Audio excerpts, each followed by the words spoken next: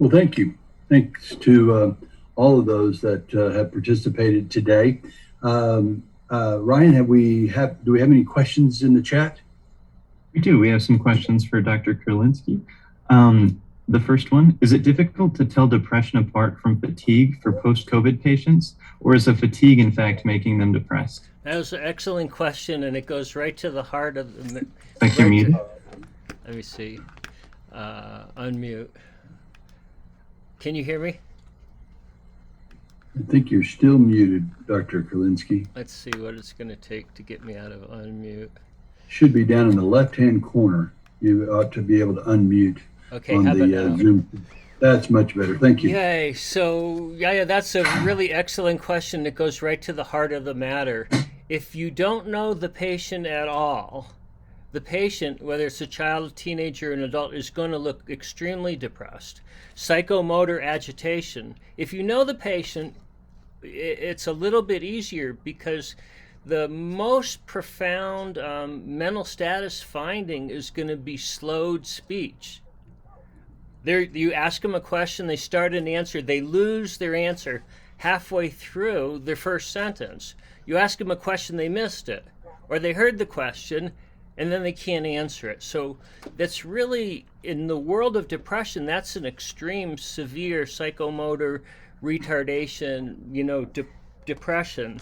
So, I'm always going to keep back to examine the patient, and you'll get a good start on it. What you see a lot, with the chronic fatigue is that the kids have gotten used now to a very low level of activity. They don't really attach a lot of judgment to it. You ask them, are you sad about anything? They may not have an answer about sad.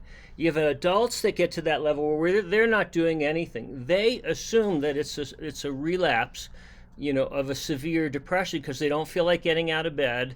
They have a motivation. Maybe they want to do something. They don't have enough to get started. They get started. They stop right away.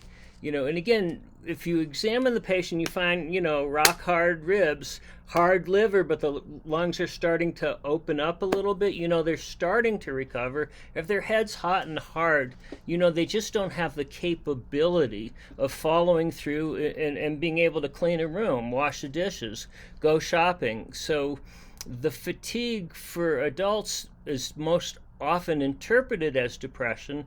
We say, what are you tired about? And they just say, well, I just feel like nothing's working for me. So if we were going to judge it purely on the psychological grounds of depression, we would think that they're very, very, very depressed. Kids will stop doing well at school, so the parents assume they're being oppositional. They just don't feel like doing their online work anymore. The parents will ask them to clean their room up, and the kids just don't feel like doing it. There's usually not the big tantrums because they're tired. So again, we have to examine the patient. Then we can tell the parents, look, there's still got a little bit of that leftover chronic fatigue.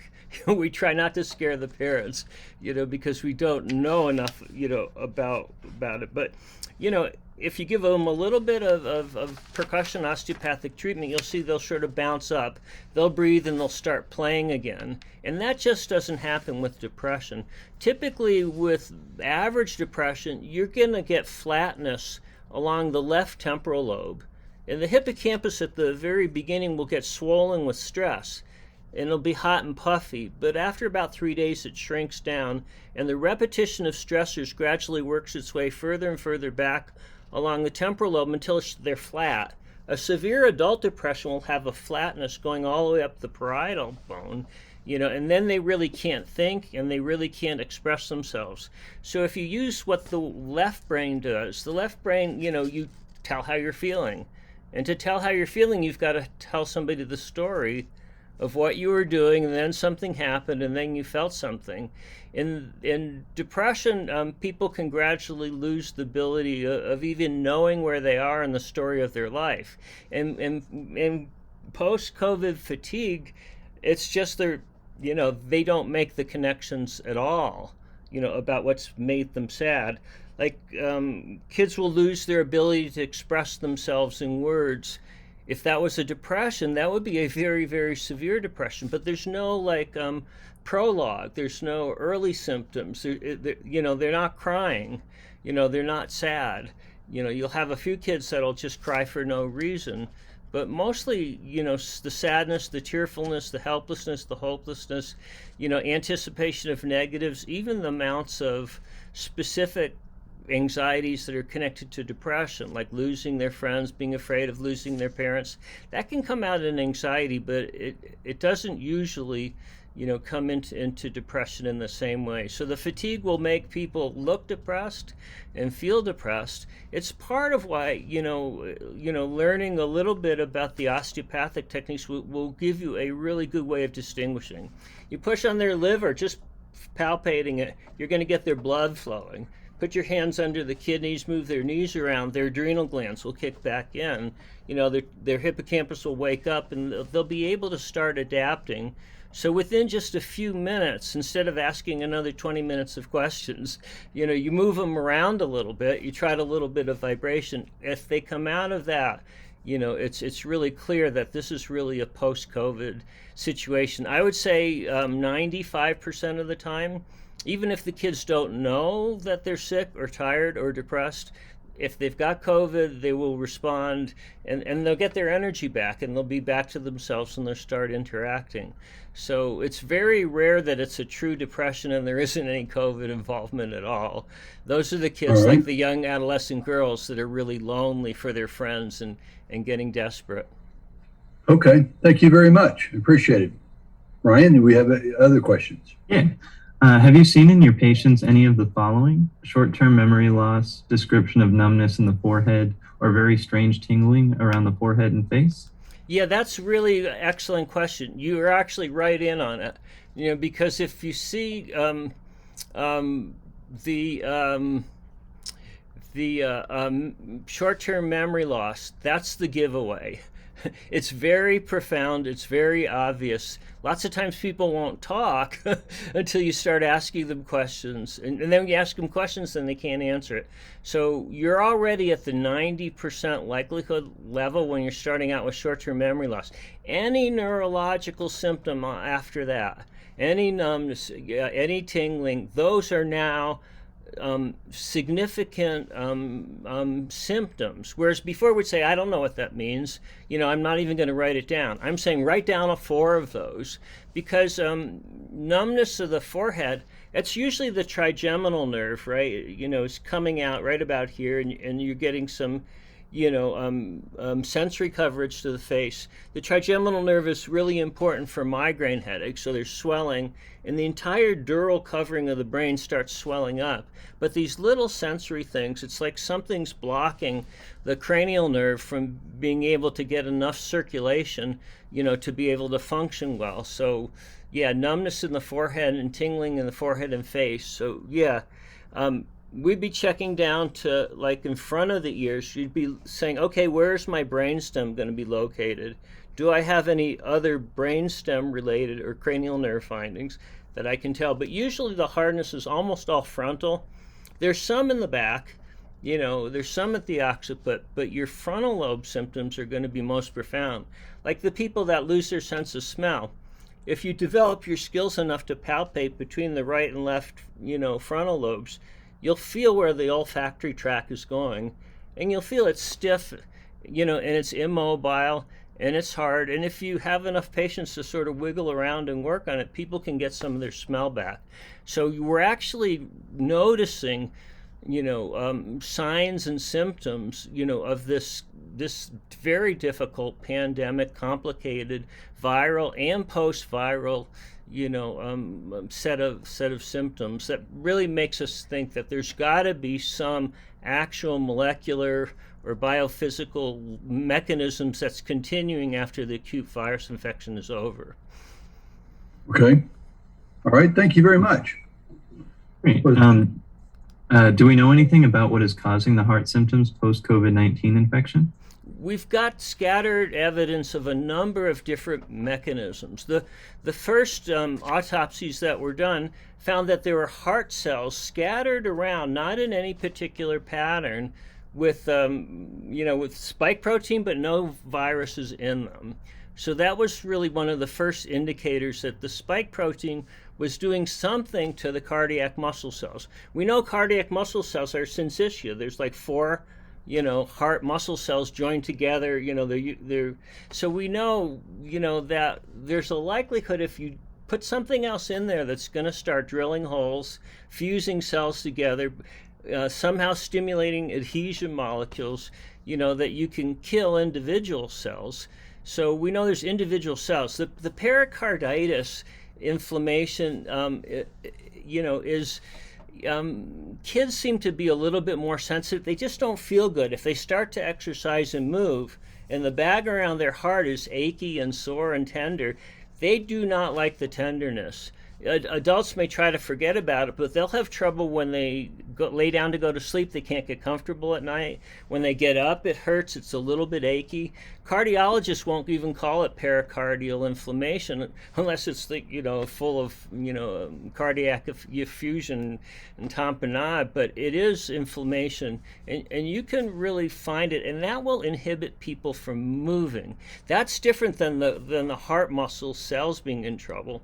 Part of what some of angiotensin system does, other than regulate blood pressure, is in order for heart muscle to repair itself after exercise, you have to have an intact angiotensin system. So you have these young athletes that go out and work out hard, they are breaking down muscle. And they come home and they don't bounce back. So they go out and run again, and so you're having championship athletes. Suddenly their level of functioning has dropped down so hard, and they've had sudden death, and that's a very serious problem. Yeah, I think there's things that are there's protein, there's glue, there's adhesions, there's syncytial formations, and there's even more. I mean, what they found about like actin. So it turns out actin helps maintain a skeleton inside each cell, like temp holes that support the shape of the cell. And actin sort of rolls the cell membrane around and makes these little like valleys for like the spike proteins to like rest in. Actin actually helps the spike protein get into the cell, not going through the angiotensin system. And once it's inside, all the actin system just collapses. They'll like go jump in the pool, spikes here, let's get in the pool. And at that point, the cell dimensions begin to collapse. As the cell collapses, the actin starts making pseudopods, right, out of a flat structure. So it takes the glutamine to like get the actin system back working, after, the introduction of even a small amount of spike protein. So we're seeing changes in the geometry of the cell shape, and that means energy availability and a lot of other mechanical things going. So I think there's a lot for us to discover. I think if physicians decide that we're going to run, the treatment of post-COVID syndrome, because it's, number one, it's extremely pervasive. Number two, it's a long-lasting condition. Number three, if we can treat it early, we can get somewhere. Then we'll pick out the tests that need to be done to better characterize the system. If we let the insurance companies do it and they make us do prior authorizations, then we may never find out what's going on. Or you'll have a case like mine. She ends up getting, a coronary, angiogram, instead of a stress test, instead of an ultrasound. I think we're going to be able to see it on ultrasound, because when the heart chambers compress, the heart's got to spin up and the ventricles are sliding over the atria. I think we're going to be able to see it fairly easy on ultrasound, because I think you're going to get the sudden drop in cardiac functioning, like left ventricular ejection fraction is going to go down. If the heart tries to contract, but it's running into the stiffness, left ventricle can't move up because it's running into the right, atria. I think there's a lot of physiology that we're going to learn. And we really can't wait for the basic scientists to find it, because this is something we have to find on the body. And then from the body, then we can pose the questions, for the scientists to look at. All right. Very interesting. Thank you. Ryan, do we have another question? Yeah, a few more. Is the stiffness associated with the syncytium? I think it's really clear. from what we know about syncytium, right? When the when the fertilized egg, like implants, right, on the inside of the uterine wall, as soon as that syncytium protein, which originated as a viral protein, begins to form the syncytiotrophoblasts, it grows way more actively into the wall of the uterus, and it creates more vasculature, for the early embryo. When they actually measure, and these are stable syncytiums, it's like 4 cells linked together, with the nucleuses combined. When they've actually done the biophysics to measure it, they're very stiff. It's a stiffness. And the spaces between, these fused cells are small enough to keep almost all viruses and chemicals out. They're especially strong enough to keep out the mother's antibodies, which would otherwise, start to attack the baby. So these have been, syncytiums are measured, they are like almost 4 times stiffer and stronger, right, than regular cells forming sheets. The spike protein, is partly polymerized because the 2 legs that are holding up the main section have beta pleated sheets. So they're sort of like a zigzag. So there's a lot of polymerization, that's gonna, I think, become relevant to the stiffness as well. Collagen, when I keep asking the question, how could we get so much stiffness in such a large volume of the body so quickly in an illness, right? This is before people are even sick, even when they think they're asymptomatic.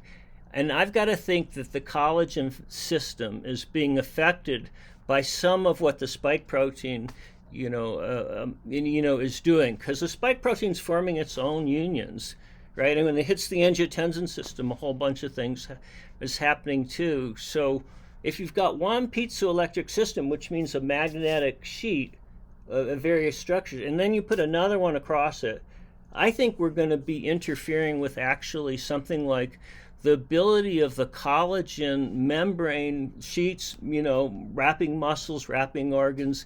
The collagen system is not going to be able to move. And collagen goes all the way up into bone. There's little collagen spirals, and then little crystals form around and bigger. But the collagen inside the bone is also moves, under, pressure and an electromagnetic field change, which then changes the shape of bones. And I think we're actually run into a really novel, kind of virus that sort of locks us up.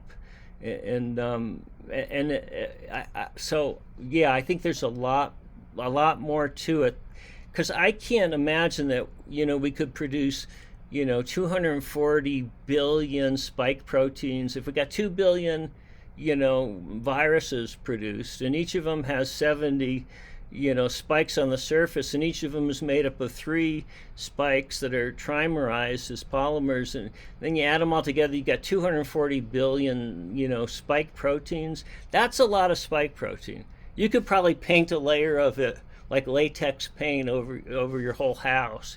I'm sure you could cover your lungs, your heart, your pericardium, your frontal lobes, your brain, and other parts of the body, and painting the inside of your artery system. That's a lot. But we're seeing that stiffness really, really early. So I don't think we really know. And if we don't have sort of some biophysicists, involved to help us think through what we're looking at, I don't think we're going to find the answers by using traditional virus studies and virologists. I don't think we're going to find it by looking at traditional infectious disease patterns. I think it's our challenge to try to figure it out, and it's going to be something that we don't usually think about. Thank you. And then last question we have, how much of the depression seen in post-COVID-19 infection fatigue patients can be attributed to their COVID-19 infection? Does the chronic fatigue state itself induce this depression? Yeah, and there's 2 levels to that. I didn't see a lot of patients who are hospitalized, so In a way, I've got an advantage because patients who are coming out of the intensive care unit have ICU, intensive care unit syndrome. They've been really, really sick. They're going to come out, they're going to be depressed, right? Because they haven't been able to function. They'll have way more symptoms, paranoid ideation, confusion, far, far more. But the thing that struck me was even people that have moderate or mild or even asymptomatic illness are coming down with this set of phenomena. And yeah, anybody who stops and can look back on what they're able to do today compared to what they could do 6 months ago or a year ago, they're going to feel depressed. They're going to feel like they've lost their identity. Think of somebody like the journalists write about it a lot. I was a journalist for the Washington Post. I traveled around the world. I went to restaurants. I met people, and now I just can't get out of my own house. They can really feel the difference in their work situation. The same thing with people that have administrative or executive positions. They're used to sort of running their business, and they go there, and suddenly they're not really thinking through. And people start looking at them because they can't give them a straight answer and they can't make a decision. They're going to get depressed because they lose part of their identity. Young people that love bicycling and riding and physical activity, and they just don't feel like being physical. Yeah, they're going to get depressed because they're not the person that they were before. So, people end up partially in altered states, like dissociative states, where they don't feel like anything's the same. And then you get this sort of COVID, it's been like 15 months and I don't really have a life and I don't really have a day-night schedule. There's so many things that go off that, a lot of people can be depressed by it. So if we were only looking at depression, we would tend to sweep it all as post-COVID depression. But when we look at the kids, like what happens to young adolescent girls, they're so much need their girlfriends. They've suffered the most emotionally. And as soon as they get to see their girlfriends again, they're fine, right? They're happy, and before they're picking fights with their parents, they don't feel like doing anything. That's the depression, of the social isolation. And if it bounces back that fast, then you're going, wait a minute, it wasn't really as depressed as we think it is. I usually think about depression as something that lasts 30 days or more. You got to be stuck in depression, so brief periods of sadness or crying or losing a parent or losing a grandparent. It's harder on adults, than it is on children, typically because parents know what the process of grieving is like. And we've had the most bizarre, warlike, grief process. It's like bodies just disappear, and there's no closure. There's no funeral. It's put us all into somewhat numbed, altered state. So, when I'm talking about, what is the obstacle, breaking through obstacle, part of it is our distance from each other. And as doctors, we've got to be the leaders on this. If we don't examine people who are coming out of COVID and post-COVID and this whole COVID period, if we don't examine them, then we're not doing our job to overcome the isolation. We can really be leaders in this, but guess what? We haven't been leaders in our own field for how many decades? We've got to be the people to help the healing process get started. And then we'll sort it out. Then we'll see how much is real depression, and how much is chronic fatigue, and how much is just being deprived and being lost in a world where there's no restaurants, no sports, no activity, no movies. Who are we when we're not who we are to each other? So thank you. Those are good questions. Yeah. All right, thank you. Thank you very much. Anybody else have any questions you'd like to put into the chat? Got a little bit of time here. All right, very good, very good. I just want to ask Dr. Kerlinsky to clarify something. I had to change my audio to my headphones. You were saying something about the syncytium, and you brought up beta-pleated sheets. Why did you bring up beta-pleated sheets? Well, me, I'm just feeling stiffness on the body, and I'm really impressed with how hard it is, and then I'm impressed with how quickly it disappears. So I started looking up, hydrogen bonds and salt bonds, they hold proteins into these complicated structures. Could we really just wiggle them around, increase oxygen? And then I went further. I said, okay, let's look up spike and polymer. It takes about like 1 minute to get the answer that the spike protein is a polymer. It's got 2 legs, on the side, and they're actually folded in a particular way to create stiffness. So, it brought me right away to the idea that we could be seeing some abnormal protein polymer phenomena. When I looked a little bit further, when I was looking at piezoelectric phenomena, you make a sheet of collagen, you can put alligator clips and get electricity off it by just poking on it. They're doing the same thing with viral proteins. They're using biological material to generate electricity, and they're using viral proteins, usually envelope proteins. So I'm going, wait a minute, we've got a match. We've got a jack of clubs and we've got a jack of diamonds, because our viral proteins, once we start to understand what kind of material they are, they're piezoelectric too, which means they can take a variety of shapes and forms. It's like, who in the world would think, that you need 72 keys of the same type to open one lock? I mean, the fact that we went a year without people asking, what else does spike protein do? 72 keys for one door?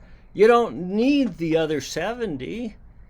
Spike protein does a lot more things inside the cell from studying spike proteins and other viruses and conditions. So, when I was looking for what creates stiffness, that's how I got to polymers, and then I got to piezoelectric polymer, So I'm still hungry, to try to find out what is it that's making this illness, so much different than anything I've seen. In my 43 years of being a physician, I've never seen anything like this. So that's what got me onto it. It's just simple search, spike polymer, and when I was first seeing it, I thought, oh, what if not just the placental attachment to the uterine wall, was syncytium from this protein called syncytium? What if the whole amniotic bag was made out of a viral protein, a viral deprived protein? Because I was looking to see, was there anything large enough that could affect the whole pleura? And I'm going, was it just the pleura? No. Was it just an exudate from the lungs? No. It was the rib cage too. So what's in the skin, the subcutaneous tissue, the rib cage, the muscles, the heart, the pleura, the lungs, the blood vessel, collagens, and everything.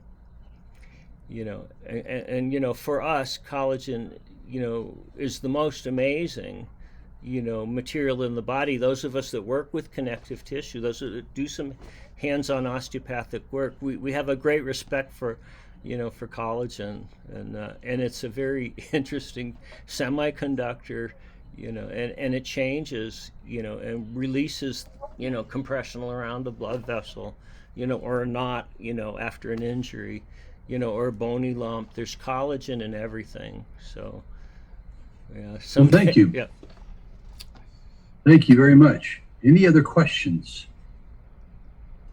I do want to remind you about doing your evaluation. We'll open the evaluation process tomorrow afternoon at 4:30.